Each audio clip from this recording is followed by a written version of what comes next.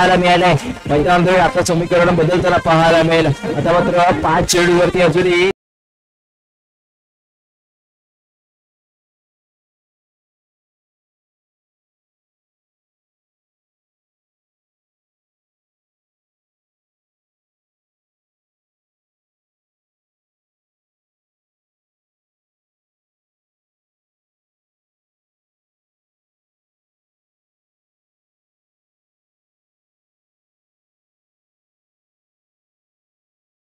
इथे आपल्याला प्रभाव पाडावा नक्कीच लागेल. पहिल्या चेंडूवरती गौरव आक्रमक फटका प्रशांतच्या गोलंदाजीवर केला देखील जात आहे. दुसरा चेंडू नक्कीच कमबॅक आपल्या संघासाठी प्रशांत करताना पाहायला मिळालाय. निर्धाव चेंडूची ते संत करताना पाहायला मिळेल. 4 चेंडूवरती अजूनही 13 धावांची गरज असेल. पॅकिंग एंडवरती खाली फलंदाज आपल्याला गौरव पाहायला मिळते. पहिल्या चेंडूवरती आपले इरादे स्पष्ट नक्कीच केले होते, परंतु प्रशांत कडून इथे चांगली कामगिरी आपल्या संघासाठी करताना पाहायला मिळालाय. पुढील चेंडू असेल ब्लॉकर मध्ये टाकलेला चेंडू होता. निर्धाव चेंडूची ते पुन्हा एकदा संत करताना पाहायला मिळते. पहिल्या चेंडूवरती षटकार ठोकल्यानंतर बॅक टू बॅक 2 चेंडू ते निर्धाव फेकले देखील जात आहेत. चांगली गोलंदाजी प्रशांतच्या माध्यमातून करताना पाहायला मिळेल. आता मात्र 3 चेंडूवरती 13 धावांची गरज असेल. 2 मोठे फटके येणं इथे गरजेचं असणार आहे.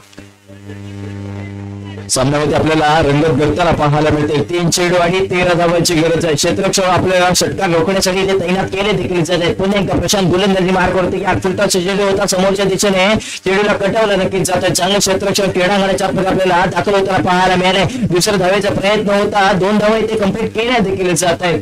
2 धावांवरतीच नक्कीच विश्वास ठेवावा देखील लागेल. या 2 धावांनी संघाची धावसंख्या 35 या धावसंख्येवरती जाऊन पोहोचली आहे. 2 चेंडूवरती आता 11 धावांची गरज असेल. 2 चेंडूवरती 2 घणाघाती इथे षटकार येणे गरजेचं आहे. एक षटकार एक चौकार जरी आला तर सामना बरोबरीमध्ये आपल्याला सुट्टाला पाहायला मिळेल. सुपर ओव्हर आपल्याला पहिल्या सामन्यामध्ये नक्कीच पाहायला नक्कीच मिळेल. पुन्हा एकदा गोलंदाज तयार. पुढील चेंडू 2 चेंडू आणि 11 धावांची गरज आहे. इथे मात्र ब्लॉकर मध्ये टाकलेला चेंडू होता. पंचांचा इशारा जो आमच्यापर्यंत वाईट चेंडूचा आणि चेंडू ट्रॅव्हल नक्कीच होतोय डिक्लेरेशन बॉक्स मध्ये. 1 धावेचा आणि वाईट +1 टोटल चेंडूवरती 2 धावा. या 2 धावांनी संघाची धावसंख्या 37 धावसंख्येवरती जाऊन पोहोचली आहे. आता मात्र मैदानामध्ये समीकरण बदललंय. 2 चेंडू आणि 9 धावांची गरज आहे. नक्कीच पंचांचा डिसिजन हा अंतिम असेल. दोन्ही संघाच्या सर्व खेळाडूंना सूचना असेल. पंचांचा निर्णय हा अंतिम असेल.